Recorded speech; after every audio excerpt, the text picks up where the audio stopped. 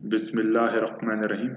मेरा नाम अली शराज इलियास है और आज जो मैं अपनी बुक तख्लीक़ ज़िंदगी में से एक टॉपिक आप लोगों के सामने लेके आया हूँ, उसका नाम है माँ बाप की इज़्ज़त। मुख्तलिफ़ बुक से जगहों से आपने ये टॉपिक जो है माँ बाप की इज़्ज़त सुना होगा, पढ़ा होगा, लेकिन हम अक्सर इसकी जो मुनासबात हैं उसको समझने में बहुत बड़ी गलती करते हैं। हम लोग ये समझते हैं कि दो इंसान जिनको हम माँ बाप की तशबीह देते हैं, उनको इज़्ज़त देना, उनके हुक्म को मानना हम माँ बाप की इज़्ज़त कहला देते हैं। असल में अगर इस इज़्ज़त के वर्ड को माँ बाप के साथ तशबीह दी जाए और इसकी गहराई, मुनासबात, एहसासात और जज़्बात को समझा जाए, तो ये एक इतनी बड़ी दुनिया है कि जिसको अगर आप समझ जाएँ, तो आपकी दुनिया भी आपकी है और आपकी आखिरत भी आपकी है। आपको इसमें किसी किस्म की रुसवाई पेश नहीं आती। हम लोग जब इस दुनिया में आते हैं, तो हम लोग 4 चीज़ें मोहब्बत, दिल लगी, प्यार और वफ़ा, ये मुख्तलिफ़ इंसानों में जो हमारे सराउंडिंग्स में होती हैं, उनमें ढूँढना शुरू कर देते हैं। हम लोग कभी उसे साथ वाले इंसान में ढूँढ रहे होते हैं, कभी अपने दोस्त में ढूँढ रहे होते हैं, कभी किसी इंसान में ढूँढ रहे होते हैं, कभी रिश्तेदारों में ढूँढ रहे होते हैं। असल में ये 4 चीज़ें आपको सिर्फ़ और सिर्फ़ 4 ज़ातों में मिलती हैं। उसके अलावा कभी भी आपको ये चीज़ें किसी इंसान में मिल ही नहीं सकती। अगर मैं उन 4 ज़ातों का नाम लेता जाऊँ, तो सबसे पहली ज़ात जो है वो आपकी खुदा की ज़ात है। दूसरी जो ज़ात है वो आपकी माँ की ज़ात है। तीसरी जो ज़ात है वो आपकी बाप की ज़ात है और जो चौथी ज़ात है वो आपका अंदर का इंसान है। अब अंदर का इंसान क्या है? अंदर का इंसान आपका ज़मीर है जो अच्छे और बुरे में फ़र्क रखता है। अब अगर ये 4 इंसान को आप समझ जाते हैं, तो आपको असल में मोहब्बत, प्यार और वफ़ा का मतलब समझ आ जाएगा। इन 4 ज़ातों के अलावा आपको कभी भी ये चीज़ें किसी और इंसान में नहीं मिल सकती। अब वक़्त के साथ अगर ये 4 चीज़ें आपको नहीं मिलती, तो समझ जाएँ आपका इन 4 ज़ातों के साथ ताल्लुक़ ख़त्म हो रहा है। अब बात आती है कि ताल्लुक़ कैसे ख़त्म होता है? अगर हम माँ-बाप की बात करें, तो जब माँ-बाप इस दुनिया से चले जाते हैं, तो आपका उनके साथ ये मोहब्बत, ये वफ़ा, ये चीज़ें ताल्लुक़ ख़त्म हो जाता है। हम लोग हमेशा सिर्फ़ माँ-बाप को इज़्ज़त देना, उनके हुक्म को मानना, हम कहते हैं कि हम माँ-बाप की इज़्ज़त कर रहे हैं। हम लोग कभी भी इसकी गहराई तक नहीं जाते। तकरीबन मैं आपके साथ एक वाक़या शेयर करता हूँ। तकरीबन 2 दिन पहले की बात है कि मैं करीम पे सफ़र कर रहा था। तो मेरे साथ एक बूढ़ा आदमी बैठा था जो मतलब करीम का ड्राइवर था। तो उससे मेरी बातचीत शुरू हुई तो मैंने उससे सवाल किया कि आप इधर के ही हैं? मैं क्वेटा में था उस वक़्त जब मैं करीम पे सफ़र कर रहा था, तो कहता मैं यहीं कहीं हूँ। मैंने कहा आपके पास कोई अभी है मतलब अकेले ही हैं या बीवी-बच्चे हैं?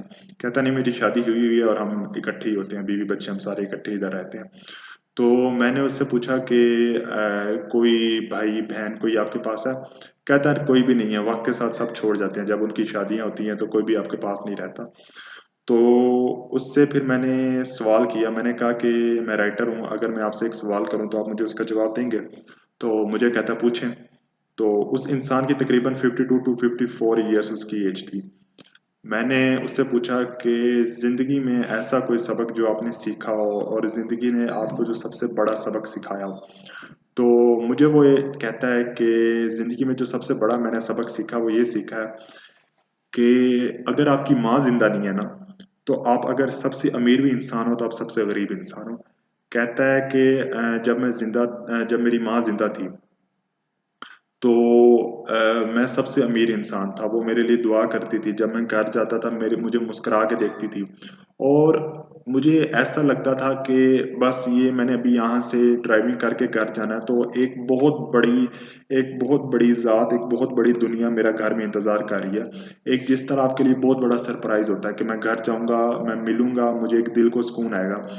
तो कहता है कि जब से वो चली गई हैं, अब मुझे ना दिल को सुकून है और मेरे लिए जो वो दुआएँ करती थी, उन्हीं का असर है कि आज जो कुछ हूँ, मैं हूँ और मैं सिर्फ़ दिल में कुछ सोचता हूँ, तो वो कबूल हो जाता है। क्यों? क्योंकि मेरी माँ ने उस वक़्त मेरे लिए दुआएँ की थी।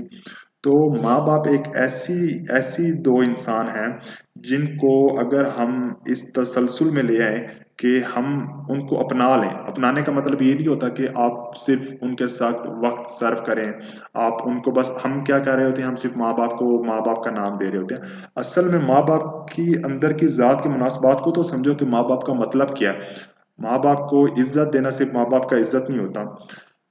अगर मैं अपनी लाइफ में से एक वाक़या शेयर करूँ तो मेरी वालदा जो थी वो मतलब गाँव में से ताल्लुक़ रखती थी। तो उन्होंने ना मतलब हर तरह से मुझे ट्रीट किया, हर लिहाज से ट्रीट किया। एक माँ जो होती है वो डिफरेंट सिचुएशन से ताल्लुक़ रख सकती है। किसी अमीर घराने से ताल्लुक़ रख सकती है, किसी गरीब घराने से ताल्लुक़ रख सकती है, लेकिन होती आपकी माँ ही है। आपका बाप मज़दूर हो सकता है, प्रेसिडेंट हो सकता है, लेकिन होता आपका बाप ही है। उसके जो अंदर के एहसास होते हैं वो वही होते हैं। अब आपको मैं असल चीज़ में अगर बताऊँ तो माँ बाप जो होते हैं वो सबसे गरीब होते हैं। हम लोग ये समझते हैं कि अगर वो फाइनेंशियल अमीर हैं, अगर उनके पास पैसे हैं, अगर उनके पास पैसा ज़्यादा, उनके पास सब कुछ है, उनके पास गाड़ी है, कार है, तो वो अमीर है, नहीं। माँ बाप, अगर आप माँ बाप की बात करें तो माँ बाप जैसा गरीब इंसान इस दुनिया में कोई नहीं है। अब बात आती है गरीब कैसे हैं, तो माँ बाप जैसा गरीब इंसान इस लिहाज से नहीं है कि इतने वो अपने अंदर इंसानियत, अंदर के इंसान के अंदर वो इतने गरीब होते हैं कि अपने बच्चों के एहसासात और इमोशनल लेवल में इतने गरीब होते हैं कि अगर उनके बच्चों को थोड़ी भी आँच पहुँचे, उनके बच्चों को कोई भी मसला हो तो वो अंदर से फट जाते हैं। ये जो हालत होती है ये या तो आपका खुदा जानता है जो आपको 70 माओं से ज़्यादा प्यार करता है, या आपके माँ बाप जानते हैं। तो आपके जो माँ बाप होते हैं वो सबसे इंटरनली गरीब होते हैं। आपका फाइनेंशियली अमीर होना ये कुछ भी नहीं होता। आपका ये होता है कि आप अंदर से कितने अमीर हैं, आप अंदर से कितने गरीब हैं। तो जो मेरी माँ थी वो एक बैकवर्ड एरिया से बिलॉन्ग करती थी। लेकिन आप ये कहते हैं कि माँ तो माँ होती है, उसके जो अंदर के एहसासात होते हैं वो तो माँ जैसे ही होते हैं। तो मैं 6-7 क्लास में था और जब भी मैं क्रिकेट खेलने जाता था तो 15-20 मिनट खेलता था तो मेरी अम्मी मुझे पीछे से बुलाने आ जाती थी और उन्होंने ग्राउंड के पीछे खड़े होके मुझे एक ऊंची सी आवाज़ मानी, अली घर आ जाओ। तो पूरे ग्राउंड में जितने भी बच्चे खेल रहे होते थे वो मेरी अम्मी को देखने लग जाते थे और मुझे आके कहते थे, यार ये क्या है, तूने खेलना होता तो सही तरह खेला कर, ये क्या है कि तू 5 मिनट के लिए आता है और तेरी अम्मी तुझे क्या नाम है बुलाने आ जाती है, हमारी बारी दे के जा। ये नहीं है कि तूने अपनी बारी ले ली अब तू हमारी बारी नहीं दे रहा। तो तब मुझे बुरा लगता था और मैं अक्सर अम्मी को कहता था कि ये क्या बात है, जब भी मैं खेलने जाऊँ आप मुझे पीछे से बुलाने आ जाती हैं। तो अम्मी मुझे एक जवाब देती थी जो अभी तक मुझे याद है। मेरी अम्मी मुझे ये कहती थी कि देखो, हम तुम्हारे बारे में अच्छा सोचते हैं, हम कहते हैं कि तुम पढ़ाई पे ध्यान दो, उस लेवल तक पहुंचो जहां तक तुम जाना चाहते हो, तुम अपने गोल्स को अचीव करो। हर माँ बाप दूसरे इंसान के बारे में, दूसरे बच्चों, अपने बच्चों के बारे में अच्छा सोचते हैं, लेकिन वो इस चीज़ को डिफरेंशिएट करते हैं कि वो सिचुएशंस को डिफरेंशिएट कर देते हैं कि कभी कभार वो अपने बच्चों को इस सिचुएशन में रखते हैं, कभी दूसरी में रखते हैं, कभी थर्ड में रखते हैं। मुख्तलिफ माँ बाप जो होते हैं वो अपने बच्चों को उस एहसासात कमतरी में नहीं रखते। हर माँ बाप अपने बच्चों को के बारे में उस लिहाज से नहीं सोचता जो कुछ माँ बाप सोचते हैं। तो तब मुझे ये बातें बुरी लगती थी, लेकिन आज मैं अगर ये बात कहूँ तो आज वो बातें प्रूव हो रही हैं और आज मैं वो बातें कह सकता हूँ। अगर मैं उनके बारे में कहूँ तो वो बातें मेरी अम्मी जो करती थी वो बिल्कुल सही करती थी कि कल को वो वक्त था कि मुझे बुरा लगता था और अगर आज मैं वो बात करूँ तो वो बिल्कुल सही कहती थी। मेरे जो वालिद साहब हैं वो भी बैकवर्ड एरिया से बिलोंग करते हैं। तो हमारे पास एक ही बाइक हुआ करती थी और बाइक हमारे पास एक ही थी तो हमें अब्बू रोज़ाना स्कूल छोड़ा करते थे और वापसी पे जब उन्होंने हमें लेने आना होता था तो मेरे अब्बू की आदत थी कि जैसे ही वो स्कूल के एरिया के अंदर इंटर होते थे तो बेल पे हाथ रख के उन्होंने बेल पे हाथ रख देनी और टू बस चलता रहना और आगे बजती रहनी बस। तो ये था। तो जब वो उन्होंने बेल बजानी तो पूरा जो स्कूल था वो पूरा मेरे वालिद साहब की तरफ मुतवज्जो हो जाता कि यार ये कौन इंसान आ गया जो बेल से हाथ ही नहीं उठा रहा। तो हम ग्राउंड के जिस हिस्से में भी होते थे हमें पता चल जाता था कि मेरे वालिद साहब लेने आ गए। तब हमें ये चीज़ बुरी लगती थी कि यार दूसरे बच्चों के जो वालिद साहब हैं, दूसरे लोगों के जो अब्बू हैं वो उनको गाड़ियों पे लेने आते हैं और ऐसी हरकत भी नहीं करते कि कोई मतलब हम लोग बिल्कुल विजुअलाइज हो जाते हैं कि लोग हमें देखने लग जाते हैं कि यार ये क्यों इंसान लगातार बैल दे रहा है। तब मुझे भी ये चीज़ बुरी लगती थी। लेकिन आज अगर मैं आके ये चीज़ कहूँ तो कोई इंसान दूसरे इंसान की परवाह नहीं रखता। आखिर में लोग भाई यही कहते हैं, इन्ना लिल्लाहि व इन्ना इलैहि राजिऊन। कोई इंसान किसी की परवाह नहीं रखता। ये हमारा अंदर का इंसान होता है जो डर रहा होता है और कह रहा होता है कि यार वो इंसान क्या कहेगा, ये इंसान क्या कहेगा। कोई इंसान कुछ भी नहीं कहता जब तक आपका अंदर का इंसान कुछ आपको कहे। जिस दिन आपका अंदर का इंसान आपको जो कुछ कहेगा उस इंसान को समझो। उसके अलावा दुनिया में जो इंसान आपको कुछ कहता है, आप अपने गोल से डिफीट नहीं हो सकते, अपने गोल से नहीं हट सकते। तो ये माँ बाप की इज्जत करना सिर्फ इज्जत करना नहीं होती। माँ बाप की मुनासबात को समझना, यार उनकी असल गहराई में समझना कि वो आप लोगों के लिए कर क्या रहे हैं। इस दुनिया में आपको वो ले आए, उसके बाद उन्होंने आपके लिए कौन सी कुर्बानियां दी।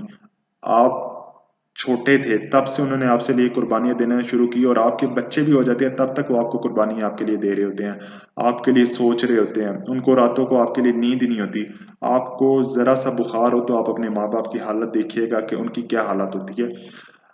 आप अगर कभी गौर करें कि आपका बाप जो है वो बिजनेसमैन है या आपका बाप मजदूर है, दोनों कैटेगरीज हैं। आपका बाप जब घर आता है और थका हुआ आता है तो आप कभी अपने बाप के हाथ देखिएगा, और जब वो खाना खा रहा होता है तो उसके खाने का तरीका देखिएगा कि वो किस हाथ से खाना खा रहा होता है। उसको वो किस भूख से खाना खा रहा होता है। क्योंकि एक बाप अमीर गरीब नहीं होता, एक बाप हमेशा गरीब ही होता है और अंदर से गरीब होता है। कभी भी माँ बाप अमीर नहीं होते।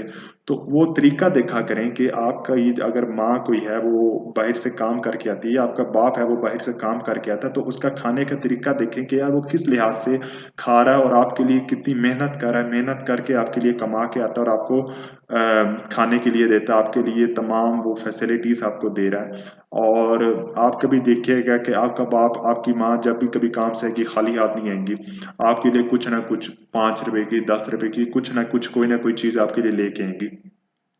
तो अगर हम इस तरह ये माँ बाप की मुनासबात को समझें और इन चीज़ों को देखें कि माँ बाप की असल असल इज्जत करना माँ बाप की है क्या, तो फिर हम समझें कि माँ बाप असल चीज़ क्या होती है।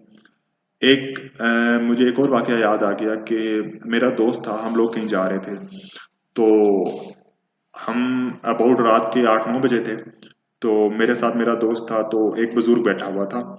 तो जो मेरे दोस्त था ना, उसकी माँ जिंदा नहीं थी। तो वो उस बुजुर्ग के पास जाके बैठता है, कहता है यार अली बाइक रोक। मैंने बाइक रोकी, उसके पास जाके बैठ जाता है और उसको कहता है कि बाबा जी मेरी बात सुनो।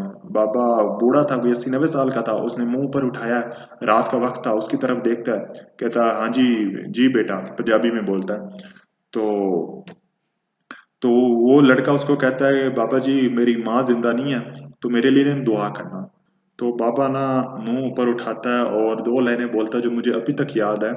बाबा जी कहता है कि जब तुम लोगों के माँ बाप जिंदा होते हैं तब तुम लोग उनके अदब नहीं करते, उनके हुक्म नहीं मानते, और फिर तुम लोग दुनिया में लोग ढूंढते हो और फकीर ढूंढते हो और उनको कहते हो कि हमारे लिए दुआ करे, हमारा ये मसला हमारे लिए दुआ करे।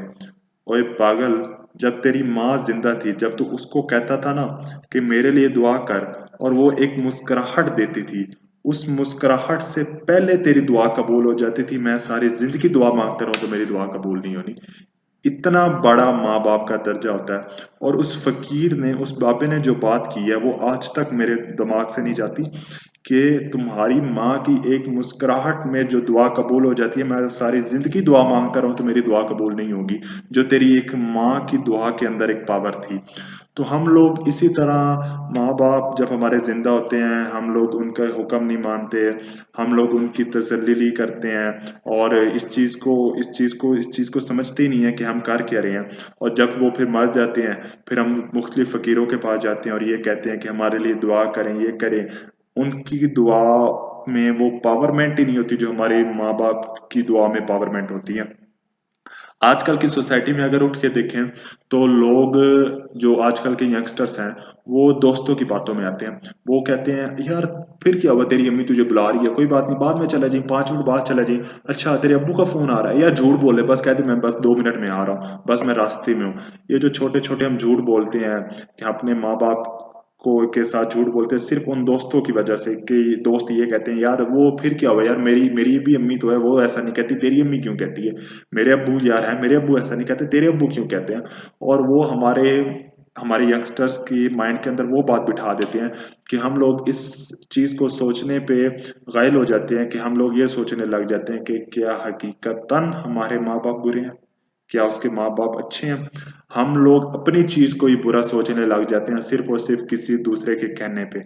तो जब हम इन छोटी छोटी चीजों के बारे में सोचेंगे, हम इन छोटी छोटी चीजों के बारे में मुनासबात रखना सोचेंगे कि असल में अगर हम माँ बाप की इज्जत कर रहे हैं तो इसमें फायदा क्या है, इसमें हमारा क्या फायदा है, इसमें सोसाइटी का क्या फायदा है। आप लोगों की जब माँ जिंदा होती है, आप माँ को ये कहते हो अम्मी मेरे लिए दुआ करो, और अम्मी सिर्फ वो सुनती है।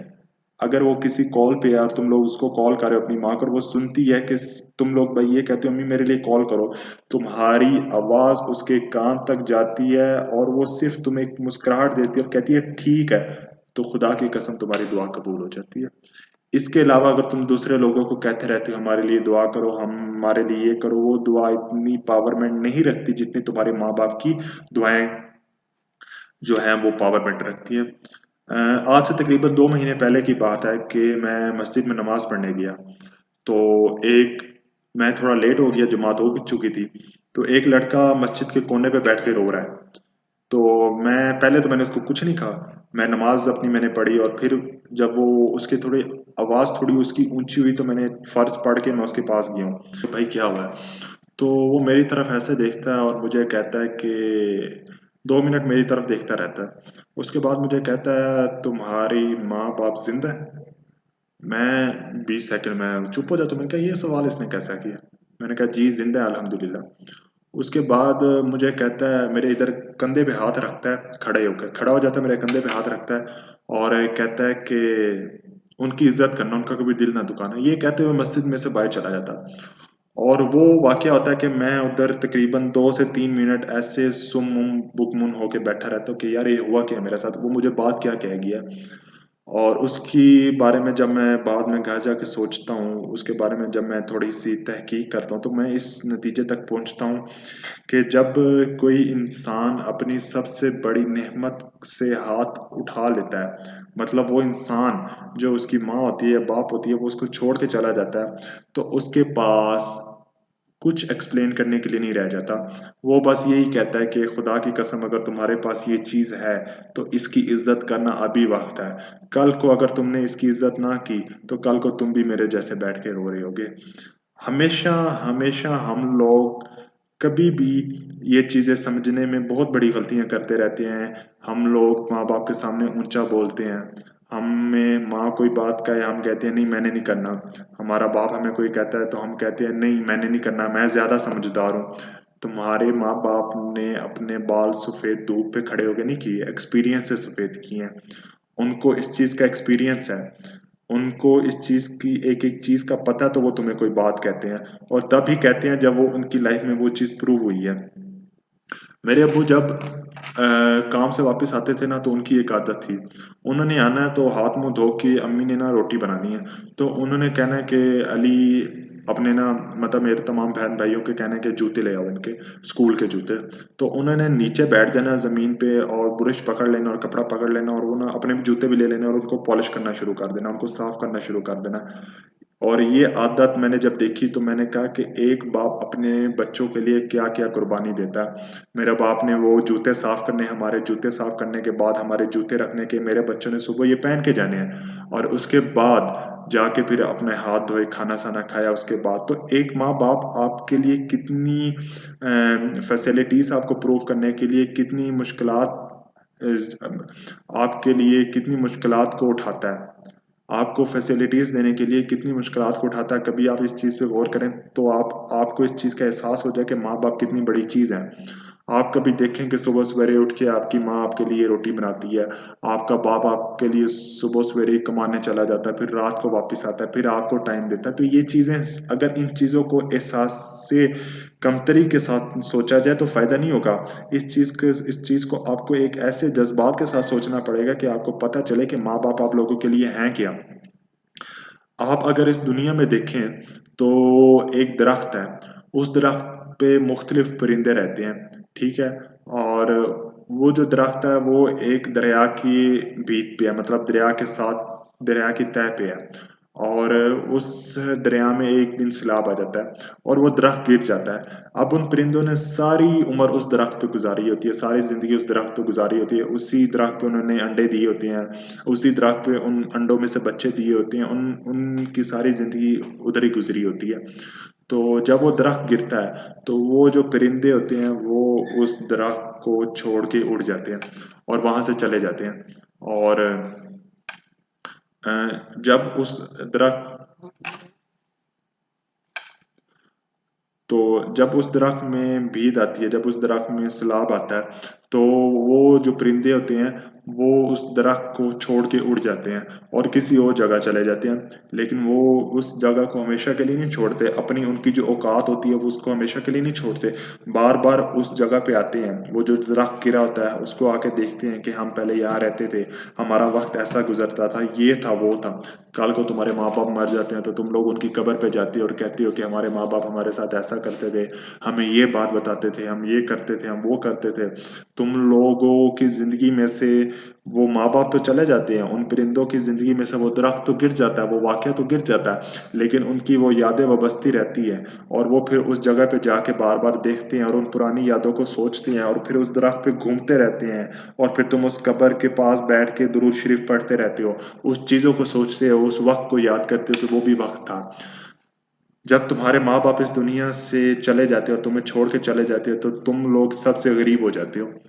तुम्हारा अंदर का इंसान जो ज़मीर होता है वो सबसे गरीब हो जाता है। एक इंसान जिसकी माँ या बाप इस ज़िंदगी से चला जाए तो उसकी मिसाल ऐसी है कि एक दरख्त है और उस दरख्त पे मुख्तलिफ फल लगे हैं, हर किस्म के फल लगे हैं, और उसके आसपास भी बहुत ज़्यादा दरख्त हैं, रंग बिरंगे फूल हैं।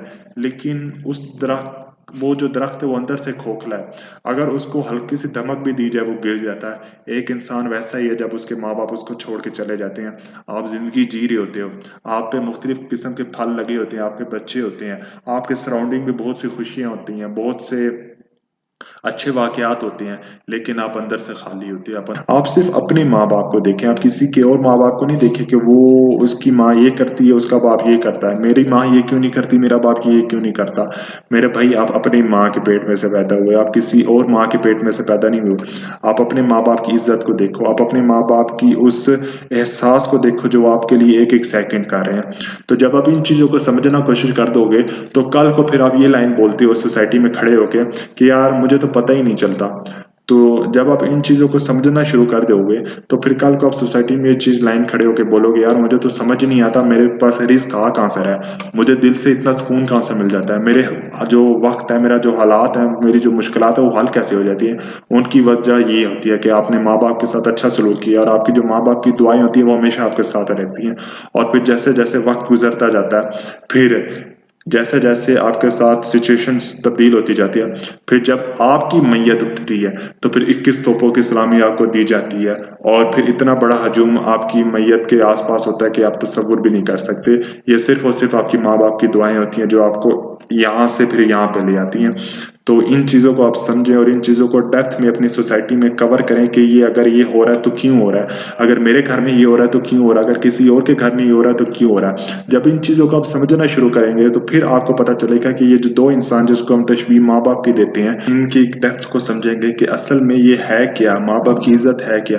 तब आपको इस चीज़ का एहसास होगा कि माँ बाप जो है वो कितनी बड़ी ज़ात हैं और आप लोगों के लिए कितनी बड़ी इंपॉर्टेंट शख्सियात हैं जिनको हम हमेशा समझने में गलती करते हैं। मैं उम्मीद करता हूँ कि जो मेरी बुक में से ये जो टॉपिक है माँ बाप की इज्जत, ये आपको बहुत फ़ायदा देगा, बशर्ते ये कि आप इसको प्रैक्टिकल अवेल करें अपनी लाइफ में और इस चीज़ को सीखें कि इज्जत का असल मीनिंग क्या है, और अगर हम इसको तशबीह देते हैं माँ बाप के साथ तो असल इसका मतलब क्या है। अगर आपके माँ बाप जिंदा हैं तो अभी उनकी इज्जत करें, इन चीज़ को समझे कि आपके लिए माँ बाप कितनी बड़ी शख्सियात है। कल को ये ना हो कि परिंदा फिर दरख्त के ऊपर से उठ जाए और वो दरख्त गिर जाए और फिर उसके आसपास चक्कर खा के बस यही कहे कि मेरा वक्त इस दरख्त के ऊपर कैसा गुजरता था, और उस पुराने वक्त को याद करें। तो इस चीज़ से बचने के लिए अभी आपके पास वक्त है, अभी आपके पास आपके माँ बाप हैं, उनको उस चीज़ का एहसास दिलाएं, उनके पास बैठें, उनको वो चीज़ इज्जत दें, उनके साथ बातें शेयर करें कि आप लोग हमारे लिए क्या हैं।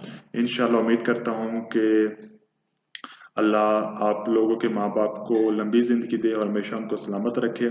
मुझे दें इजाज़त, अपना बहुत ख्याल रखिएगा। अल्लाह हाफिज़।